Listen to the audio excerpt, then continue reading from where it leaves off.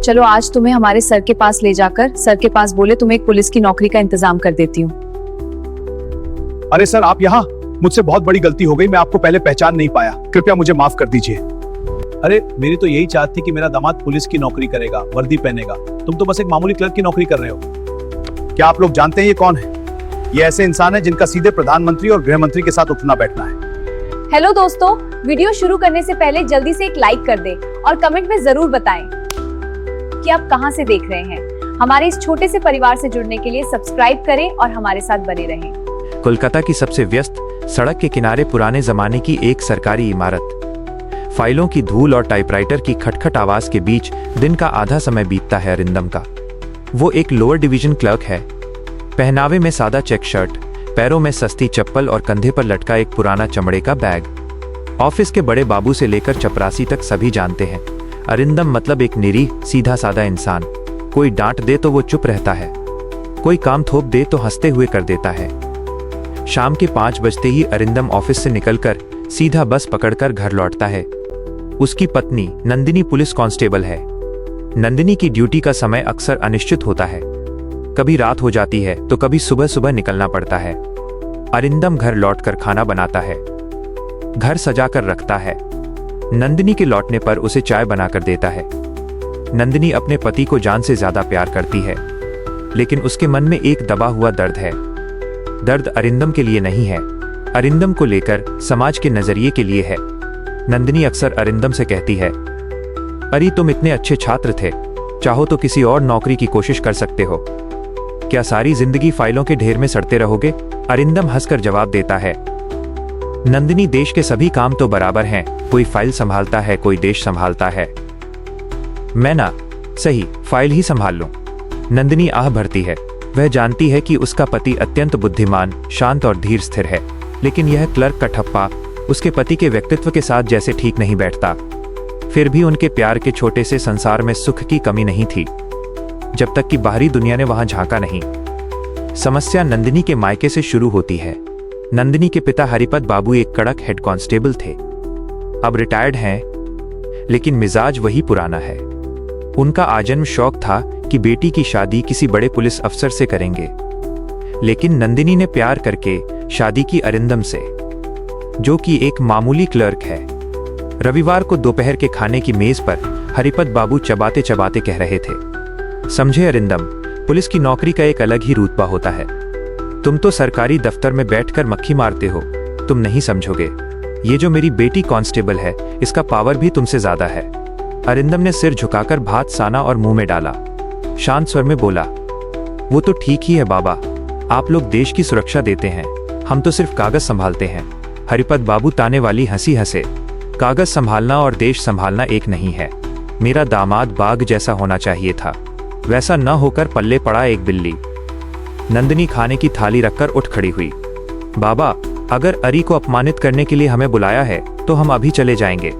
हरिपद बाबू ने डांटा, चुप कर तू, सच बात बोलने पर ही मिर्ची लगती है। अपनी सहेली स्नेहा की तरफ देख, उसने जिससे शादी की है वो थाने का सब इंस्पेक्टर है, और तू अरिंदम। नंदिनी ने अरिंदम का हाथ पकड़कर उसे शांत किया। बैठो, बाबा ने तो कुछ गलत नहीं कहा, चलो खा लेते हैं। नंदिनी ने पति के चेहरे की तरफ देखकर और कुछ नहीं कहा। उसके सीने के अंदर सब कुछ जैसे कुचल गया। अरिंदम क्यों विरोध नहीं करता, क्यों वह इतना शांत है? नंदिनी की बचपन की सहेली स्नेहा, दोनों एक साथ पुलिस में भर्ती हुई थी।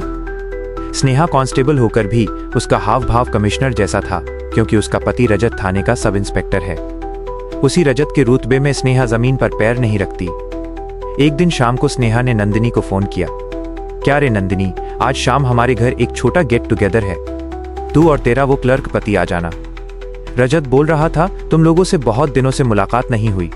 नंदिनी जाना नहीं चाहती थी, लेकिन अरिंदम ने कहा, जाओगे नहीं क्यों? उन्होंने बुलाया है, नहीं गए तो बुरा लगेगा। शाम को वे स्नेहा के फ्लैट पर पहुंचे। रजत सोफे पर पैर रखकर बैठा था, हाथ में महंगी स्कॉच। अरिंदम को देखकर वो टेढ़ी हंसी हंसते हुए बोला, आओ आओ अरिंदम बाबू, तो तुम्हारे दफ्तर में तो अभी काम का बहुत प्रेशर होगा सुना है, पेंसिल छीलने का प्रेशर। घर के सभी हो करके हंस पड़े। स्नेहा ने नंदिनी के कान में कहा, तेरा पति बहुत बोरिंग है रे, देख कैसे सिमट कर बैठा है। रजत की पर्सनैलिटी देख, और तेरे पति की तरफ देख, लगता है जैसे हमारे घर का नौकर बैठा है। नंदिनी की आंखें छलछला उठी। उसने रजत की तरफ देखकर कहा, दादा, अरे लेकिन बहुत अच्छा गाना गाता है। वह बहुत किताबें पढ़ता है, वो सिर्फ क्लर्क नहीं है। रजत ने गिलास टेबल पर ठोक कर कहा, अरे रखो अपना गाना और किताबें, महीना खत्म होने पर हाथ में कितना पैसा आता है। मेरी एक दिन की कटमनी, रिश्वत, उसकी 1 महीने की तनख्वाह के बराबर है। सुनो नंदिनी, प्रेम करके शादी की हो, अच्छी बात है, लेकिन स्टेटस तो देखना चाहिए था। वो तो एक लूजर है। अरिंदम तब भी शांत था। उसने हल्की मुस्कान के साथ कहा, रजत बाबू, क्या पैसे और सत्ता से इंसान की परख होती है? मैं अपने काम से खुश हूँ। रजत अब गुस्से में आ गया। खुश तो रहोगे ही, मुर्गी पकड़कर कांस्टेबल बीवी के कंधे पर सवार हो गए हो, खुद तो कुछ कर नहीं सकते, बीवी के पैसों पर पलते हो। ये बात आखिरी कील थी। नंदिनी और बर्दाश्त नहीं कर सकी, वो चिल्ला उठी, बस बहुत हो गया, मेरे पति को अपमानित करने का तुम्हें कोई अधिकार नहीं है। अरे चलो यहाँ से। नंदिनी अरिंदम का हाथ खींचकर कमरे से बाहर निकल आई। पीछे रजत और स्नेहा की हंसी की आवाज उनके कानों में चुभने लगी। सड़क पर उतरकर नंदिनी फूट फूट कर रोने लगी। क्यों तुम चुप रहते हो अरी? क्यों उनके मुंह पर तमाचा नहीं मारते? मैं और नहीं सह सकती, ये अपमान मैं और नहीं ले सकती। अरिंदम ने जेब से रुमाल निकालकर नंदिनी की आंखें पोंछ दी।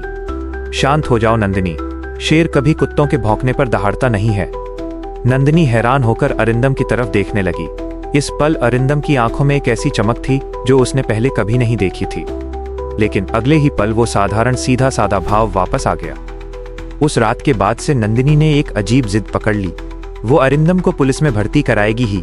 अरे तुम कांस्टेबल परीक्षा के लिए तैयारी करो, मैं कमिश्नर सर से कहूंगी। सर के साथ मेरी अच्छी जान पहचान है, उन्होंने मेरी बहादुरी के लिए 2 बार मेडल दिए हैं। मैं अनुरोध करूंगी तो वो जरूर तुम्हारे लिए कुछ न कुछ करेंगे। अरिंदम चौंक उठा। बोलो क्या नंदिनी, इस उम्र में मैं पुलिस में जाऊंगा और कमिश्नर सर के पास जाकर छोटे लोगों की तरह भीख मांगूंगा? यह सम्मान है। मैं नहीं चाहती कि स्नेहा या बाबा तुम्हें और अपमानित करें। अगले हफ्ते पुलिस लाइन में सालाना पार्टी है, कमिश्नर सर आएंगे, मैं तुम्हें ले जाऊंगी, तुम सर से बात करोगे। अरिंदम ने बहुत समझाने की कोशिश की, लेकिन नंदिनी नाचीज नहीं मानी। उसने तय कर लिया कि पति को वो इंसान जैसा सम्मान दिलाकर ही छोड़ेगी। पार्टी के दिन नंदिनी ने अरिंदम को जबरदस्ती एक महंगा सूट पहना दिया। अरिंदम आज सचमुच बहुत सुंदर लग रहा था। लंबा चौड़ा कंधा, सुडौल शरीर। क्लर्क होने पर भी अरिंदम कसरत करना कभी नहीं छोड़ता। वे जब पार्टी हॉल में पहुंचे तो वहां सितारों का मेला लगा था। शहर के बड़े बड़े पुलिस अफसर, IPS, DCP सब मौजूद थे। एक कोने में रजत और स्नेहा भी थे। अरिंदम को सूट में देखकर स्नेहा ने फुसफुसाकर रजत से कहा, देखो कौवे ने मोर पंख लगा लिया, सूट पहनने से क्या कोई अफसर बन जाता है? नंदिनी अरिंदम को लेकर सीधा भीड़ चीरते हुए सामने की तरफ बढ़ने लगी। स्टेज के पास खड़े थे पुलिस कमिश्नर मिस्टर रॉय, भारी भरकम व्यक्तित्व वाले इंसान, सब उनसे बाघ की तरह डरते हैं। नंदिनी ने अरिंदम का हाथ कसकर पकड़ा और कहा, डरना मत अरी, चलो सर के पास। अरिंदम बार बार कह रहा था, नंदिनी प्लीज ये मत करो, घर चलो ना। नहीं, आज मैं तुम्हारा इंतजाम करके ही छोड़ूंगी। नंदिनी कमिश्नर सर के सामने गई और सैल्यूट ठोका। Good evening sir. Commissioner mister Roy घूमे। ओह कांस्टेबल नंदिनी, कैसी हो? तुम्हारी पिछले महीने की रेड शानदार थी। नंदिनी ने विनम्रता से कहा, थैंक यू सर। सर, ये मेरे पति अरिंदम बोस हैं। मिस्टर रॉय ने अरिंदम की तरफ देखा। अरिंदम सिर झुकाकर खड़ा था। नंदिनी ने बोलना शुरू किया, सर दरअसल मेरे पति सरकारी ऑफिस में मामूली क्लर्क का काम करते हैं, लेकिन वे बहुत बुद्धिमान हैं। उनकी बहुत इच्छा है पुलिस में काम करने की। आप अगर दया करके उन्हें कांस्टेबल पद में घुसने का एक मौका देते। दरअसल सब उन्हें बहुत अपमानित करते हैं। नंदिनी की बात खत्म होने से पहले ही मिस्टर रॉय ने अरिंदम के चेहरे की तरफ गौर से देखा। अचानक उनकी आंखों की पुतलियां स्थिर हो गईं। उनके हाथ का वाइन ग्लास लगभग गिरने ही वाला था। माथे का पसीना पोंछते हुए उन्हें जैसे अपनी आंखों पर विश्वास नहीं हो रहा था। पूरा हॉल तब सन्न था। सब देख रहे हैं एक मामूली कांस्टेबल अपने क्लर्क पति के लिए कमिश्नर के पास सिफारिश कर रही है। रजत और स्नेहा दूर म्यूजिक से मंद मंद मुस्कुरा रहे थे। वे इंतजार कर रहे थे कब कमिश्नर गुस्सा होकर उन्हें अपमानित करके निकाल देंगे, लेकिन जो हुआ वो देखने के लिए कोई तैयार नहीं था। कमिश्नर मिस्टर रॉय अचानक सीधे खड़े हो गए। उनके शरीर का भाव पल भर में बदल गया। उन्होंने सपाटे से एक सैल्यूट ठोका अरिंदम के उद्देश्य में। गला कांपते हुए अत्यंत श्रद्धा के साथ वो बोल उठे, जय हिंद सर। पूरे हॉल रूम की हवा जैसे थम गई, पिन ड्रॉप साइलेंस। नंदिनी हक्का बक्का होकर कमिश्नर की तरफ देख रही है। रजत के हाथ से गिलास जमीन पर गिरकर चकनाचूर हो गया। मिस्टर रॉय तब भी सैल्यूट देकर खड़े हैं। उन्होंने कांपती आवाज में कहा, सर आप यहाँ? हम तो जानते थे आप नॉर्थ ईस्ट मिशन पर हैं। आप इस तरह? अरिंदम ने धीरे धीरे चेहरा उठाया। वो सीधा सादा डरपोक क्लर्क का चेहरा पल भर में गायब हो गया। उसकी आंखों की दृष्टि अब तीखे इस्पात की तरह कठोर है। उसके खड़े होने का अंदाज, उसकी नजर, सब कुछ में एक अदम्य शक्ति फूट रही थी। अरिंदम ने शांत लेकिन गंभीर स्वर में कहा, commissioner Roy, at ease at ease. Commissioner Roy ने हाथ नीचे किया लेकिन सिर झुकाकर रहे। सॉरी सर, मैंने आपको पहचाना नहीं। पहले सिविल ड्रेस में आपको देखूंगा, उम्मीद नहीं थी। नंदिनी ने हकलाते हुए कहा, सर आप अरी को सैल्यूट कर रहे हैं क्यों? वो तो मेरे पति, मामूली क्लर्क। कमिश्नर रॉय ने नंदिनी की तरफ देखकर फीकी हंसी हंसी, फिर माइक हाथ में लेकर सभी को संबोधित करते हुए कहा, लेडीज एंड जेंटलमैन, आप शायद बहुत से लोग नहीं जानते कि ये कौन है। ये मिस्टर अरिंदम बोस हैं। ये कोई मामूली क्लर्क नहीं है। ये भारत के स्पेशल इंटेलिजेंस ब्यूरो और एंटी टेररिज्म स्क्वाड के चीफ ऑफ कोवर्ट ऑपरेशंस हैं। हॉल रूम में सबका मुंह खुला का खुला रह गया। कमिश्नर रॉय बोलते रहे, ये सीधे प्रधानमंत्री और गृह मंत्री को रिपोर्ट करते हैं। देश के सभी पुलिस कमिश्नर, यहाँ तक कि आर्मी जनरलों के साथ भी इनका सीधा संपर्क है। इनका रैंक मुझसे भी बहुत बहुत ऊपर है। नंदिनी को लगा पैरों के नीचे से जमीन खिसक रही है। उसने अपने पति की तरफ देखा। यह वही अरी है जो रोज सुबह उससे बस के किराए के लिए 10 रुपए मांगता है, जो उसकी डांट सुनकर चुप रहता है। अरिंदम ने कमिश्नर के हाथ से माइक लिया। उसके गले में अब वो जानी पहचानी नम्रता नहीं है आदेश का स्वर। मिस्टर रॉय, आपको धन्यवाद, लेकिन मेरी पहचान जाहिर करना प्रोटोकॉल के बाहर था। खैर, स्थिति जब बन ही गई है तो बोलना ही पड़ रहा है। अरिंदम अब नंदिनी की तरफ मुड़ा। नंदिनी की आंखों में आंसू, विस्मय और गर्व का एक अजीब मिश्रण। अरिंदम ने कहा, नंदिनी, मैं माफी चाहता हूं तुमसे सच्चाई छिपाने के लिए। मेरा काम ही ऐसा है कि अपनी परछाई से भी खुद को छिपाना पड़ता है। मैं क्लर्क बनकर रहता हूं क्योंकि वो मेरा छद्मवेश है। देश के भीतर छिपे दुश्मनों को पकड़ना हो तो मुझे आम आदमियों की भीड़ में मिल जाना पड़ता है। मेरी ये गोपनीयता ही मुझे जटिल केस सॉल्व करने में मदद करती है। फिर उसने देखा रजत और स्नेहा की तरफ। वे तब डर के मारे थर-थर कांप रहे थे। रजत का मुंह फक पड़ गया था।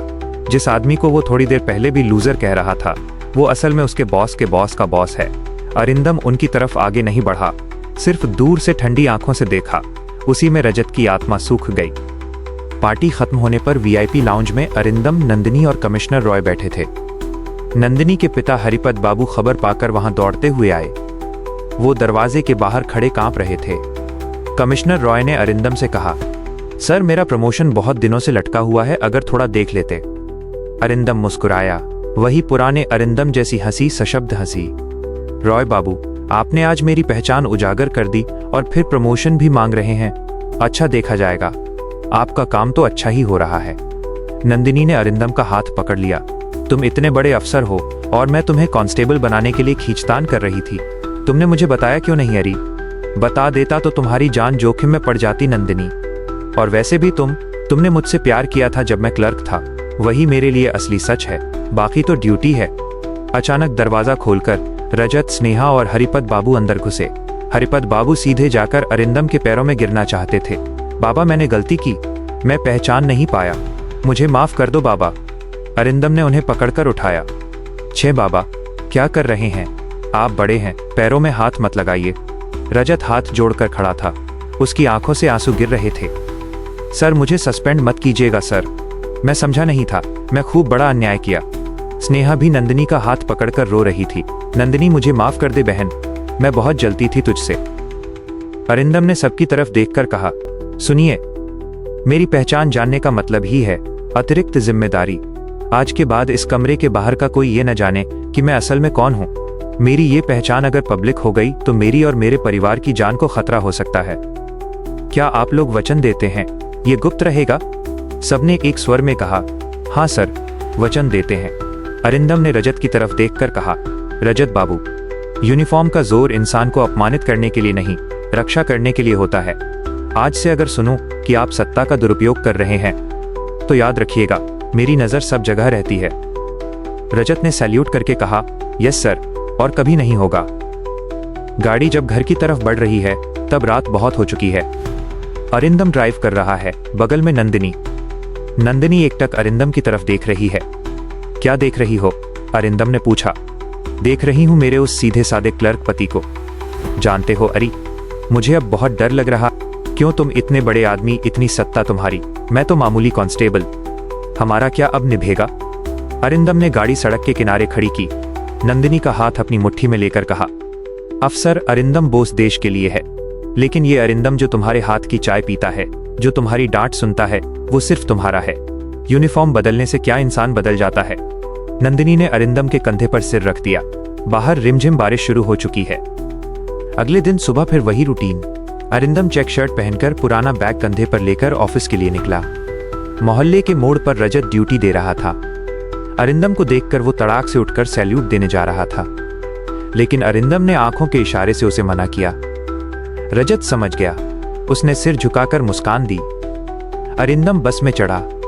कोई नहीं जाना कि बस की उस भीड़ में खिड़की वाली सीट पर बैठा आदमी असल में इस देश का एक अदृश्य पहरेदार है, एक ओझल नायक। नंदिनी अब अरिंदम को लेकर कोई शिकायत नहीं करती। वह जानती है उसका पति कोई साधारण इंसान नहीं है। वो एक शेर है जो सोने का नाटक करता है ताकि उसका जंगल सुरक्षित रहे। वीडियो अच्छा लगा हो तो लाइक जरूर करें। भविष्य में ऐसे और वीडियो पाने के लिए चैनल को सब्सक्राइब करके हमारे साथ रहें। और कौन किस शहर से हमारा वीडियो देख रहे हैं कमेंट करके बताना न भूलें। मुलाकात होगी अगले वीडियो में। तब तक के लिए सब अच्छे रहें, स्वस्थ रहें। धन्यवाद।